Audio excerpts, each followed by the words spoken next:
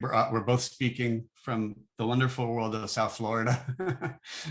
I joked earlier with Rogelio because he's living in my old building in downtown Miami. So I'm like, God, I wish I was younger sometimes, but now I'm in wonderful, community with a kid. So you grow up and you move on. But thanks so much again, Rogelio, for joining us. As we spoke earlier, like when we first started getting to know each other, we were talking about Burger King's, customer journey for Hispanics. And, I thought that was pretty cool and interesting was that when our conversation pivoted to like how Burger King had its own journey, right, of understanding the Hispanic consumer. And I was just wondering if you can take us through maybe the process on what that journey has been like for you as a brand marketer, but which is nice to see that you are, Mexican American and being in Burger King in this position, and maybe at your own personal kind of take on it, Yeah, makes total sense. And thank you, Andrew, for having me here. I apologize in advance for my voice and it's a little raspy. I think I have a cold. I hope it's only a cold. But no, it was a great presentation from the folks at AARP, and the whole thing was really, really good. So yeah, look, we've gone through a interesting journey, and I know AARP, Pepsi mentioned their own journey, but I think what internally has happened and what we've realized over the course of many years was that it's not only about paying lip service to serving the Latino community, right, or the Latinx community. It is really about how do you build an infrastructure and support structures and teams and things that that will resonate and be part of the team for a longer period of time than just a one-off thing, right? And so we started off at a really early stage, really basic level, like I think many other folks and brands and peers of mine had started with, but literally just translating spots that we did into Spanish, basic translation, basic stuff, right? And then we were like, okay, that's great, basic first step, but I think we need to go deeper. And then we said, okay, let's film ads in Spanish, in English and in Spanish, using Spanish-speaking actors or Spanish-speaking people that could really transmit both the accent and the nuances and everything. That was step number 2. Again, incredibly basic, right? Because as all of us have known through all the panelists, the Latinx community is so much more than just Spanish, and it's so much more than just translating a basic ad into Spanish. And so through this process and this introspection, we've noticed that, okay, there's a couple of things. One, as I said, you need internal support structures that manage the right way through the right process, this multicultural element, and that know and understand that Latino culture is not culture that is just a Spanish-speaking culture. It is that much more, that encompasses, I don't know how many countries, how many different accents, how many different nuances, histories, and even different languages. So that's number 1. I think number 2 is really making sure that within not only your support system internally is robust enough, but also externally, right? And I think in our AARP panel, there were some really good questions on who were your agencies that are helping you with this. And I think you need experts. We all need experts that understand that understand how the community is growing, why, where it's growing, what are they doing, what are preferences, tastes. Because as we said before, it's very different from a Mexican who grew up in Mexico like myself for most of his life to a Mexican who was born in the US, but comes from Mexican descent and has Mexican family. Like those two are very different. They're just different people with different experiences and different expectations for the brand, for the product, for how you talk to them, for how you storytell. So I think that's a very long-winded answer to you took all my topics, right? I was going to ask you. Well, we can expand on those. That's great. No, because I think it's interesting too that when I mentioned we both live in Miami, you being Mexican, second, I guess, first generation, not even really. I mean, you were born in Mexico, raised there, coming over, and you're working for a big corporation in South Florida, where, you know, and you're living right in the middle of Argentinians, you know, Brazilians, and you worked with Brazilians. I know CMO was Brazilian before, but like, and you're experiencing this culture firsthand, and like it's, you're taking your own experiences in some ways, right, of just like understanding what the subcultures are, you know, for you to kind of message in the authentic way, right, at the end of the day to this audience. But you know, just kind of like looking at my notes too, because No, no, we're hitting on everything. and I think, But and I think but Andrew, but what was true was like, you know, you did the English ad, and you're experimenting with the Spanish ad, and it's like, it was great to see Burger King come out and do digital, because we're always wondering, it's like, okay, so finally that they're there and they're starting to do some foot traffic studies with people like us and I'm sure other media companies, but it's just like, okay, great, now what's next? It's like, okay, you started the conversation, but again, I think you're doing other cool things that maybe might not have been strategically for Hispanics, but like, but on that global level, and I'm, you know, I'm going probably with this, with the whole Stephen Age thing, I thought, you know, that was so huge, and the halo effect of that, you know, getting all sorts of different impacts, having different impacts on different population segments that are really into football or soccer. You know, I thought, you know, maybe that wasn't intentional or unintentional, but like the fact that you've won a Grand Prix in both like the direct and social influencer categories at Cannes with something like this big, and it just took a life of its own. So can you maybe explain a little bit how that was kind of, you know, created in-house, and then like, you know, and do you have plans for that in the future? I think everyone should know about it. I think it's just brilliant. thank you, Andrew. Yeah, I think before we go to answer your last question on Stevenage, Sure.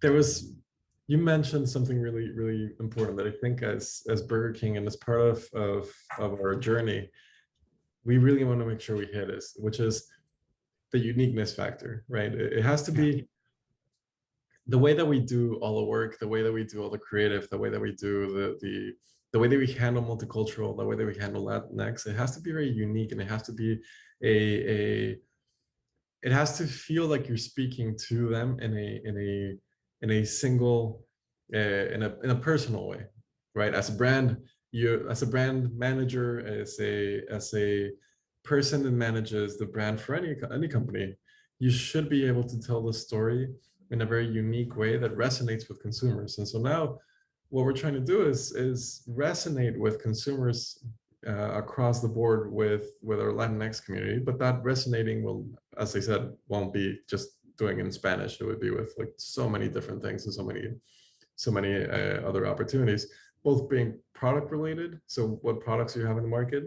Mm-hmm. To how do you tell a story, and what channels do you tell them? Whether you use Facebook, Twitter, or any other channel, WhatsApp, maybe. Right. And then of course the storytelling and the creative, which play a huge important part in this. Now to your question, yeah, Stevenage, it was a really great campaign. I think it honestly didn't start that way, and it really didn't start as a Latin Latin first campaign, but it certainly kind of resonated incredibly in our Latin community, right? So the campaign itself was really, how do you hack this whole concept of partnerships and gaming, which is really in vogue, which is super expensive, and it's, you know, if you ever want to get a Dan Marino to sign your shirt and play and you know, play with it and NFL 2K, it'll be really expensive. And right. So the way that we did it and the way that we ran around it was really just trying to be fun, tongue-in-cheek, playful, have this like playfully irreverent approach, where we literally sponsored the fourth division. I think it was one of the lowest ranking teams in the UK, called Stevenage. And if you haven't heard of them, that's on purpose. But we sponsored them. We had our T-shirt on them, and then everything took off from there, because that only meant that we were going to be part of that of the gaming community. We're going to be part of the sponsorship community. We're going to be part of a different place, and we could just create a ton of noise and UGC content. But what's funny though is that when all of this started hitting the market, we got a ton of responses and content and virality through our Latin American community. So a ton of Mexican friends of mine were like, "Wait, are you serious? Are you doing this?" Brazil, everyone in Brazil, and Argentina and Mexico. So there were so many different things that we could learn from that, even though it's not necessarily it didn't start as a Latinx or a Latinx project, but it did resonate the right way, right? And I think just to clarify for everyone in the room, it's football and not soccer. That's the original one. I know. I just like figure United States beat Canada yesterday, and I'm like, yeah, that's football. That's really football. It's not really soccer. But Exactly. it is what it is, right? It's interesting, and it's funny. So like that takes care of like the sports pillar, and we're kind of going back a little bit to some of the conversations earlier about the multicultural space and the focus in on those four pillars, which make up, food, music, family, and tradition. I think like SB was kind of, talking about some of these. Are you, I guess I know, are you kind of moving out into and exploring into these other pillars other than sports, that do you see what the future might be there, and using some of those, because Burger King is a restaurant and it's food based, obviously, but I'm just curious to see if you have any plans on touching those other pillars, and I No, guess really. 100%. I think we have some really interesting examples where those four pillars can come to life, right? I mean, yes, we did the football campaign with Stevenage, which was super relevant, really cool, really fun and engaging. Then I think it was, I want to say 2019, that we launched our first approach into tacos. Um, Nationally. It was, I think, a $1 taco. So yes, being a food company and a food first company, it has to be really important, the way that you position not only value, not only convenience, not only everything else, but also the quality and the type of food that you put out to your guests and to your consumers is incredibly important, right? And it has to resonate with different audiences. We've seen McDonald's, for example, resonate this with the um, with a BTS campaign, where they brought in Right. very specific audience specific sauces for that campaign. So yes, I think to your point, the pillar of food is really important, especially because we're a restaurant company. The pillar of sports is incredibly important as well. Mhm. And I think that the unfortunately, the pillar of music hasn't been one that we've touched on often, but it is one that we're starting and beginning to look at, and hopefully in a couple of months or soon, you will see different approaches to what we think about music and how music can be interpreted in our strategy. Great. Yeah, that's good to hear that you kind of touch on all those, pillars and try to connect authentically in that way. I was just talking about, you mentioned Latinx earlier, because I know that's kind of like a big, do we use it? Do we not use it? So there's like I heard it from you, but I'm just curious because it's like, all right, well, most Latinxes don't kind of identify with themselves that way, but like, so how do you feel about the term? I mean, you're Mexican, like you used it, but I'm just out of curiosity. That's a great question. I It's been on and off in different circles I Yeah. talk to. It's a term that is relatively new to me since I've been in the US, or even Mm. before.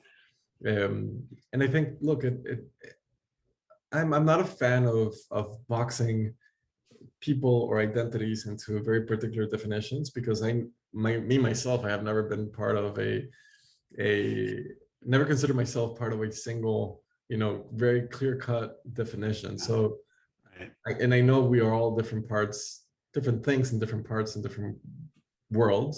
Mhm. So can we use Latinx? Yes. Can we use Hispanic? Can we use Latino? Can we use? I think so. I think as long as they're not pejorative, or they're not, offensive, or they're not in any way disrespectful, I think I'm fine using them. I think it's the use of a name to describe a certain people just becomes very challenging, because then your mindset, your whole business mindset, just goes to that very specific definition, right? And you lose that uniqueness and you lose that value of being personal and talking to someone in a very personable way. Yeah, I agree. I know we kind of touched about this a little bit. Mexicans are different than Cubans, Colombians are different than Dominicans, Argentinians are different than Afro-Caribbean, et cetera. And, as brands kind of progress in understanding like the nuances that we were talking about earlier between subcultures, the languages and the wording and consumption habits, even, from Latin America, like we kind of leverage our data in LATAM on consumption for specifically like beverages and alcohol. So like Mexicans might not drink tequila as much as you think they might be, or or Argentinians will drink beer as over wine. Like there's a lot of those nuances that we're learning from Latin America that we bring to brands here in the United States. So when you're starting to get into this and you're using a common denominator of sports and music or whatever the other pillars are to talk to Hispanics in a broad way. I was just thinking an example might have been that we work with like Lexus, for example, which is public information, that we do subcultures at a very finite look at using social influencers, right? And then scaling that up from a local level. So like if they have DMAs that are or LMAs that are in Miami, Phoenix, for example, or Dallas or San Francisco or Chicago, there's like more of a prevalence of Mexican Americans over Caribbean versus that. So it's like, how do you connect with an El Salvadorian or a Dominican within these cities? So what we found, it was just using like social influencer at that level, and then kind of trying to scale it. It's been working well for them. I was thinking like, is that something you might do, I guess, if you start looking micro? I think SP was talking about that at one point. It's like, how low can you go and spend money, but you need to authentically connect at that level as well. So there are things you might kind of look at now in the future, or 100%. I think there's things that we're looking at today and that we're looking at for the future. I think it's interesting. So every time I'm in the US, they're like, oh, well, I have a really good example of how like nuanced this all is. But every time I'm in the US, people ask me, oh, like, oh, are you celebrating Cinco de Mayo? I'm like, what do you mean? Like, yeah, Cinco de Mayo, of course. Sometimes people confuse it with Independence Day. Sometimes people confuse it with just a very popular Mexican holiday. It is a holiday, but it's not one of the most important ones, right? And so, at least for Mexicans in Mexico, that's not necessarily such a big thing as it is in the US. So that's a great example of how you can. There's so many different nuances, even within the same country and the same type of culture and the same type of background that you're coming from. Mm-hmm. To your question, though, the way that we see it is in layers, right? I think it's almost like a funnel. There's things that resonate across the community at large, like, of course, football, which is incredibly important, resonates with everyone. Everyone in Latin America watches it except me, which is super weird. I always say I'm the worst Latino ever. I'm not interested in it, but it is what it is. And so that was one thing, right? I think food, the concept of family. So there's like different topics and concepts and things that resonate across everyone. But then as you go levels deeper, it depends really on the product and the strategy you're trying to take, right? And so for us who have a big footprint, not only in the US, we have more than 7,000 restaurants in the US, we have hundreds of thousands of restaurants in Latin America.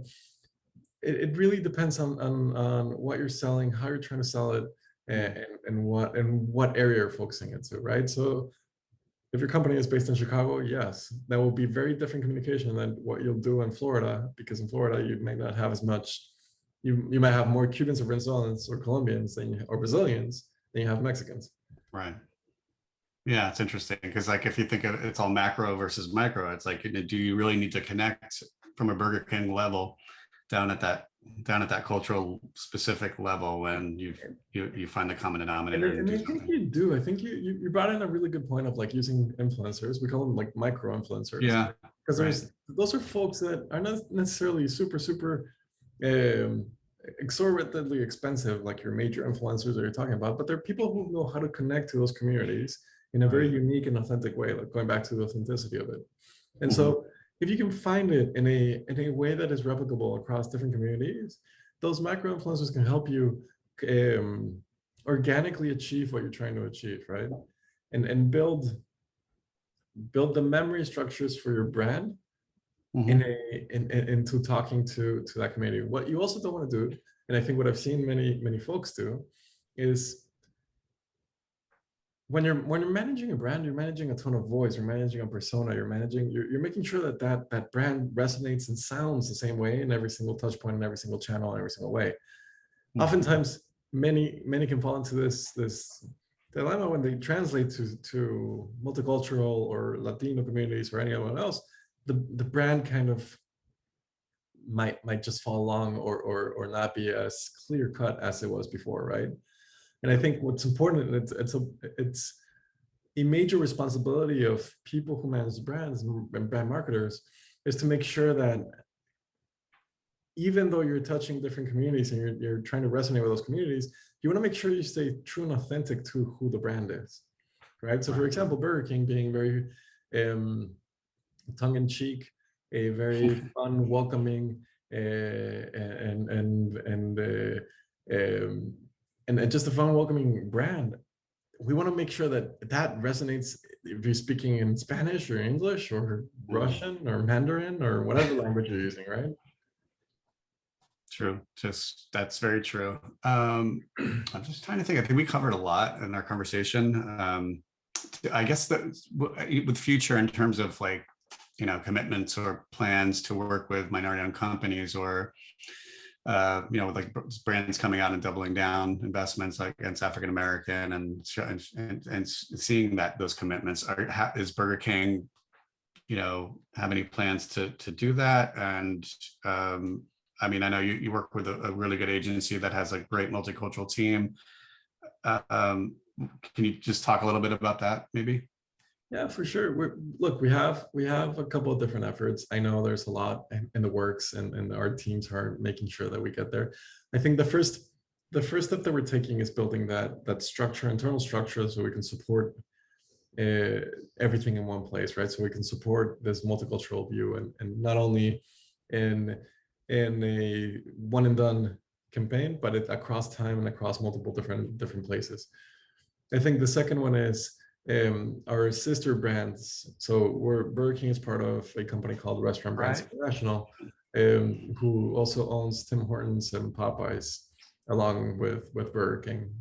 Right. And our sister brands are making more transparent. They're starting to make more transparent the D&I mix of marketing in general, right? Be it media or casting or customers, or the agencies that we use.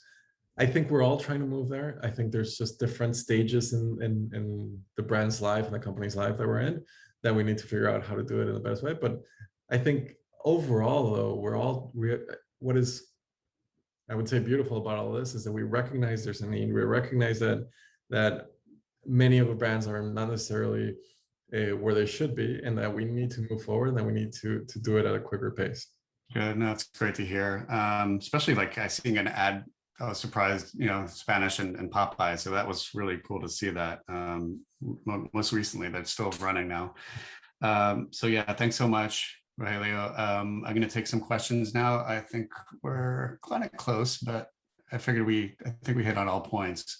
But there was a question coming in from an attendee saying, is Latinx, back on that one again, used outside of the US? It reminds me of how Black and African American are used interchangeably and based on whatever the term of choice is for that individual. That's an interesting question. I mean, again, it's just like, I don't think it's used personally outside of here. I haven't seen it. We deal with Latin America pretty often. So I don't know, what do you say about that?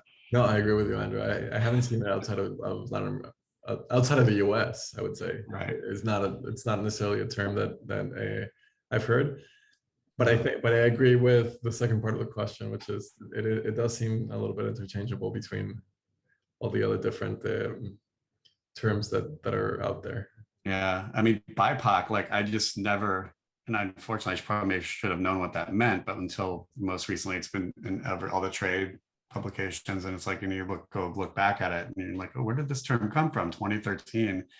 It just shows just like the you know, the progression of where we are, right? I mean, in terms of like what terminology we're using right now. So, but anyway, I know we're a little early. There's any more questions out there for Rogelio?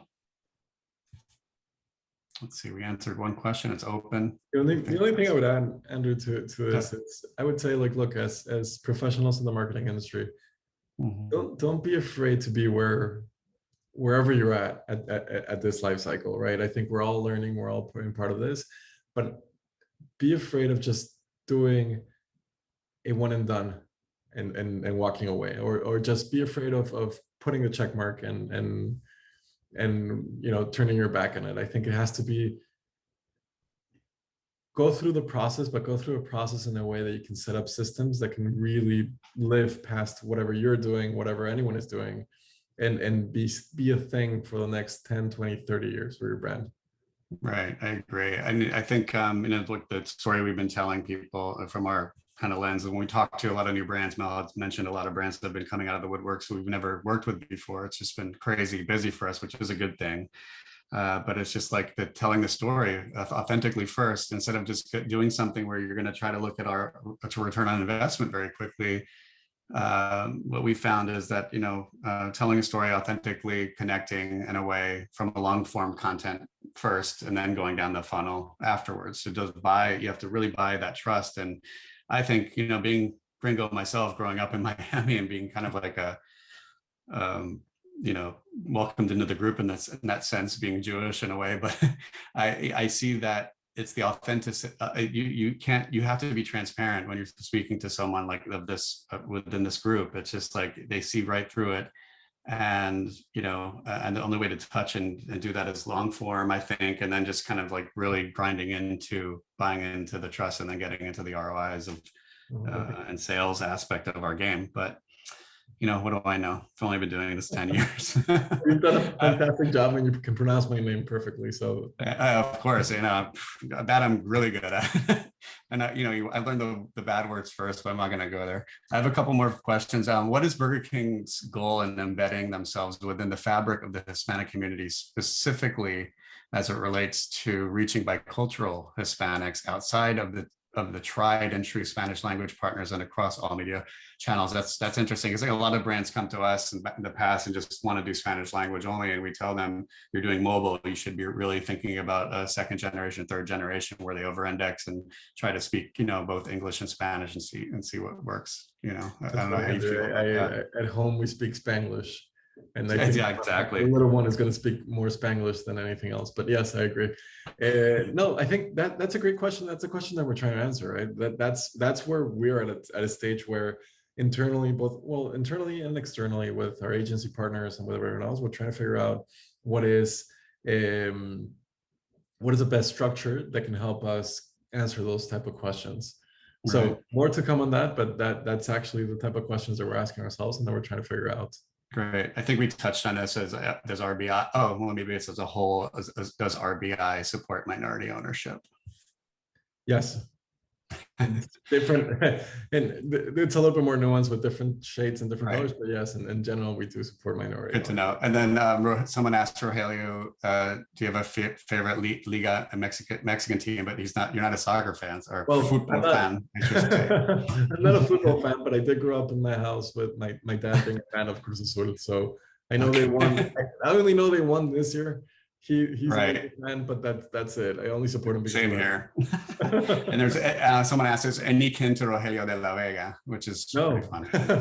No, that's not that I know of. I know a few Rogelios, but no, not him. Great. Okay. Well, I think we answered all the questions. Oh wait, one more. Oh no. Okay, that was it. All right. Well, Rogelio, thank you so much. It was great getting to know you this past week, and you know, I appreciate you coming aboard and sharing this information. Hopefully we can do this again real soon. I think it's an important topic. We're happy to be thought leaders in the space and bringing, you know, the information to the public, and, you know, especially this time now, you know, really important. So again, thank you again. So I just want to thank everybody at Brand Innovators. We just hope you all will join Brand Innovators tomorrow, which is Tuesday, July 20th, for the Marketing to the LGBTQ plus Community Summit at 12 p.m. Eastern Standard Time, where we will be joined by marketing leaders from Mars Wrigley, Orbit, and Cheap Tickets, GoDaddy, GSK, Citi, Danone, North America, and many more. That's a big one. So LGBTQ. And thank you for joining, everyone. We hope to see you again soon. Appreciate it. Thank you so much.